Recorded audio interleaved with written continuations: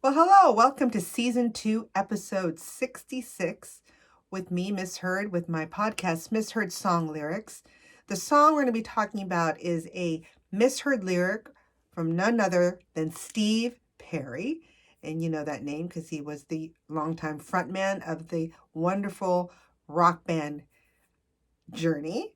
And the misheard song lyric is Cinnamon Gum! Knowing how I made you feel. And the correct lyrics is, you should have been gone, knowing how I made you feel. Cinnamon gum. Anyway, Perry co-wrote this song with Nashville famous songwriter Randy Goodrum, along with his drummer Craig Krempf and keyboard player Bill Cuomo. So let's talk a little bit about Steve Perry first. So his name at birth was Stephen Ray Perry, went by Steve. He was born back on January 22nd, 1949. So his birthday is coming up soon. He's Aquarius. He is an American singer, a well-known one, and songwriter.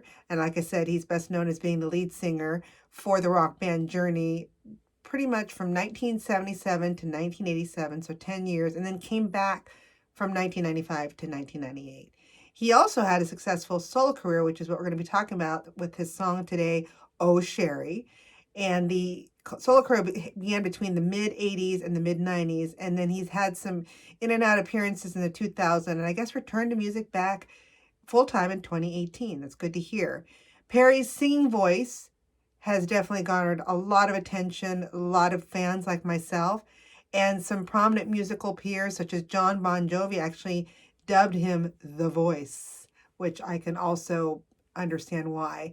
He was ranked number 76 on Rolling Stone's 100 Greatest Singers of All Time, and Perry was inducted into the Rock and Roll Hall of Fame as a member of Journey back on April 7, 2017.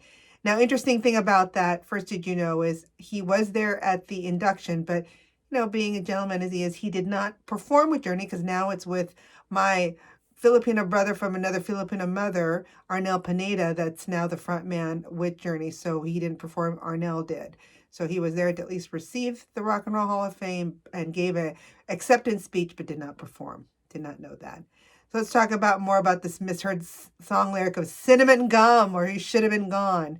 So per songfacts.com interview with Nashville songwriter Randy Goodrum, he told the story, quote unquote, per Randy, I've gotten to know him and Sherrie not really well, but I had a great or general idea of what they were like as people. I sensed a certain amount of drama in the relationship, but to put it mildly, I like to find a premise and go with it rather than a hook. And as long as I know what the point of the song or the mission of the song is, then the lyrics usually fall into place. So I focused in on that. It was me saying, here is a relationship the way I perceive it between two people.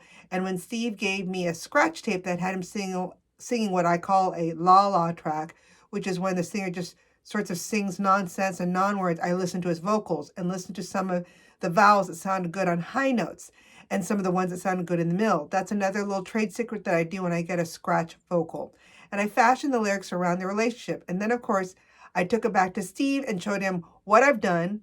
We made changes and tweaks here and there, and it ended up with the basic lyrics for Oh Sherrie. Love that. And Oh Sherrie is actually a song Steve Perry had written to his then girlfriend, Sherrie Swafford. So we'll go into that in a little bit. It was recorded and released on Perry's first solo album called Street Talk back in 1984, wow, 26 years ago, which he released while still a member of Journey. I was very shocked when I read that on the internet and other articles because I assumed he was on his own already. So he was doing some solo projects, so was other people from Journey, bandmates. So he was still with Journey.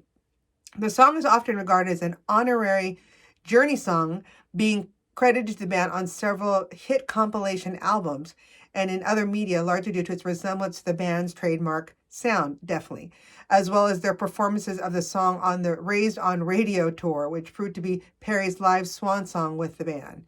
The song was Perry's biggest hit as a solo artist, and like I said, written for then girlfriend Sherrie Swafford, who also appeared in the music video.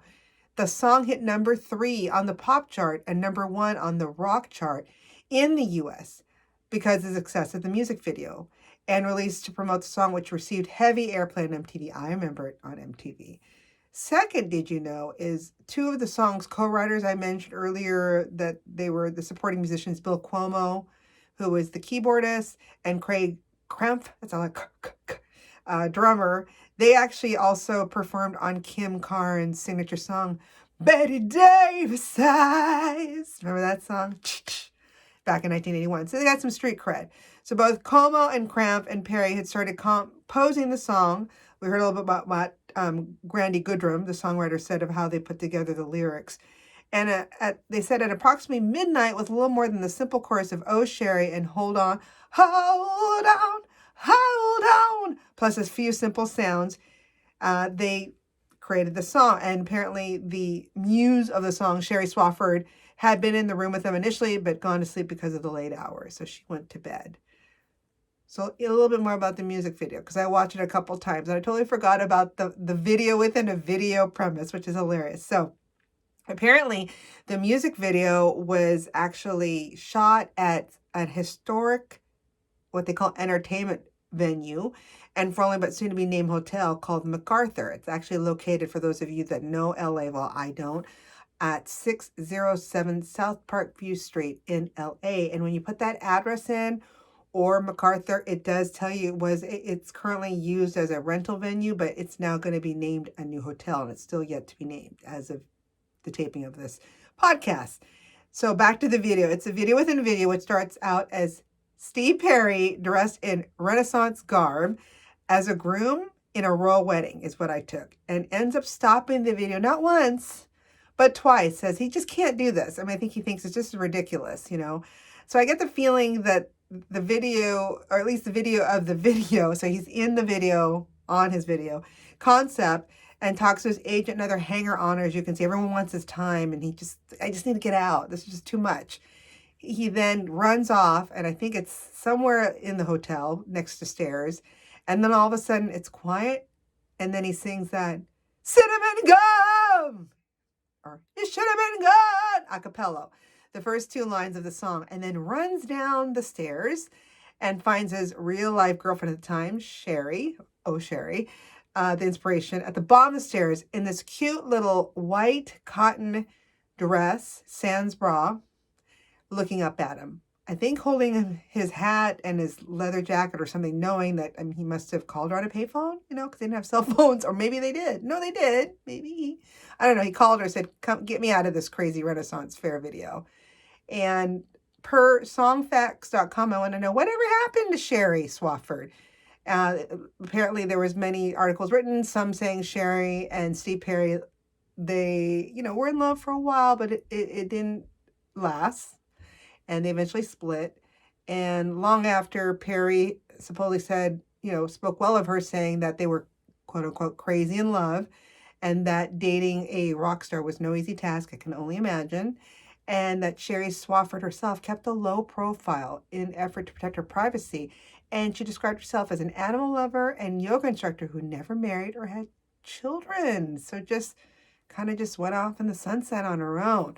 How did the song do? Well, chart history from 1984 and 1986, it hit number 3. That's the highest in the U.S. Billboard Hot 100, and then number 1 on the U.S. Billboard Top Tracks. And then actually even broke the U.S. Billboard Adult Contemporary at number 33. And at the year end of 1984, the U.S. Top Pop Singles Billboard, it was ranked 31. So it did quite well, and like we now know that it was one of his biggest songs as a solo artist. I just assumed he was ready away from Journey. So good to know that at that time they were able to do their solo projects and come back as a group. And again, it's not about cinnamon gum. It's all about his love and longing for Miss Sherrie Swafford, and God bless her wherever she's at, doing her yoga and being her awesome self, and keeping with the faith of, just keeping her head down low. So hope you learned a lot. I did on this one. I love me a Steve Perry. I love me a Journey. I also love me an Arnel Pineda. I know there's some haters out there, but it's the Filipino in me, All of us Filipinos love to sing hello Anyway, if you have any great suggestions, please let us know. We can be reached via email at Misheard, that's MISSHEARD, songs@gmail.com. We'd love to hear from you.